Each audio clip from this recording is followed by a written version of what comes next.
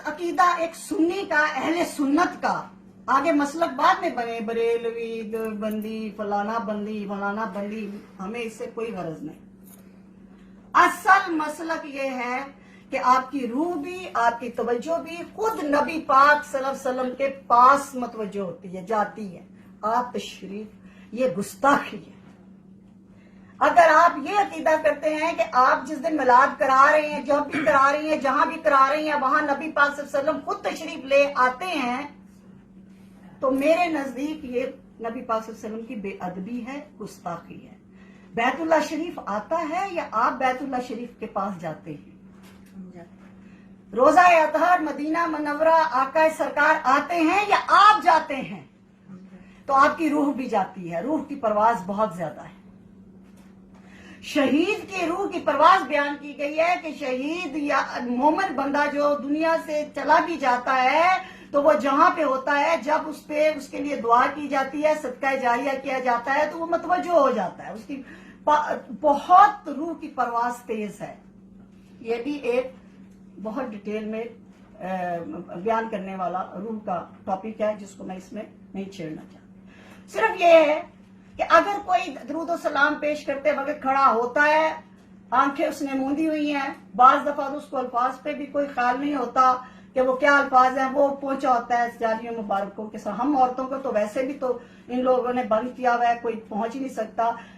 तस्वर में तो जाली मुबारक के सामने जाने दो।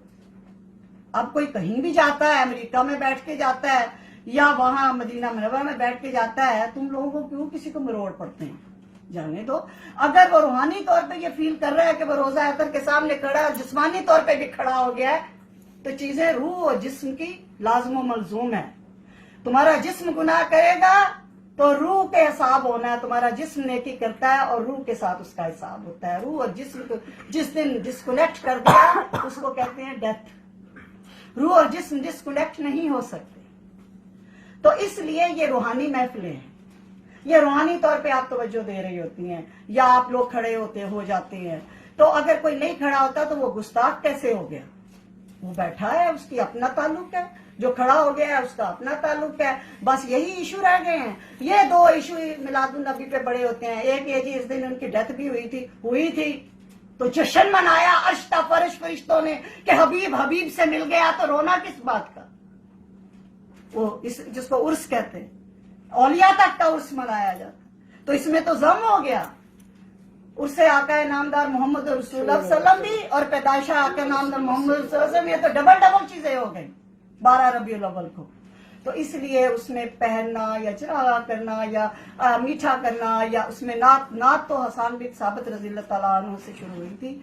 और नात में अल्फाज पे गौर कर लेना चाहिए, कोई गुस्ताखी के ना हो, कोई शिर्क के ना हो, कोई बहुत ज्यादा आगे हम ना चले जाएं।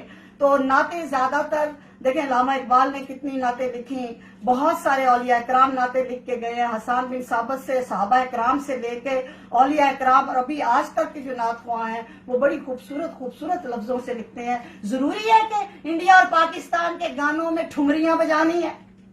जरूरी है ये गुनाह करना है? इनकी ट्यून बनाते हो, इंडिया पाकिस्तान के गानों की ट्यून बना के उसमें नाते पढ़ते हो, उस वक्त सारी फिल्म सामने आ जाती है जिसने वो गाना फिल्म में देखा होता है। कितनी बड़ी गुस्ताखी। अगर नात पढ़नी है तो अब उस ट्यून में पढ़ो जिसका इंडिया पाकिस्तान की बरसगीर की फिल्मों से या ड्रामों से ताल्लुक ना हो। लेकिन हम तो सरतापा ही ड्रामा हो गए, हम हैं ही ड्रामा। हमारा रोना, इसलिए तो हम ड्रामे ज्यादा देखते हैं, इसलिए तो पाकिस्तान में ड्रामे ज्यादा बनते हैं, इसलिए तो हमारी औरतें इतनी मसरूफ हो गई हैं ड्रामों में कि उनको बस हम तो हो ही ड्रामा गए। लेकिन मैं हकीकत की बात कर रही हूँ कि अगर आज हम यहाँ बैठे हैं तो यही सोच के कि अगर आका नामदार मोहम्मद रसूलुल्लाह सल्लल्लाहु अलैहि वसल्लम दुनिया में तशरीफ ना लाते तो तैयबा तुझे भी तेरे बाप शायद उस जमाने में होती तो वो दफन कर चुका होता जिंदा, या शराब की बस बेच चुका होता। ये तेरी क्या वैल्यू थी? आज औरत की बड़ी वैल्यू है, आज हमारी बड़ी इज्जत है। औरत को मुकाम जो नबी पाक सल्लल्लाहु अलैहि वसल्लम ने दिया उस वजह से हमारी। और ये भी एक बात मैं आपको जाते जाते कहूँ, ये जो जिंदा दफन करना और शराब और जुए के एवज में औरतों को बेचना जहालत में जो होता था, जाहिल अरब करते थे, ये भी कोई आम नहीं होता था। चंद एक वाकयात हैं। اگر آپ یہ کہیں گے نا کہ بہت ہوتا تھا تو پھر اس کا مطلب ہے سارے صحابہ یہی کام کرتے تھے. نہیں، سب سنگ دل نہیں تھے.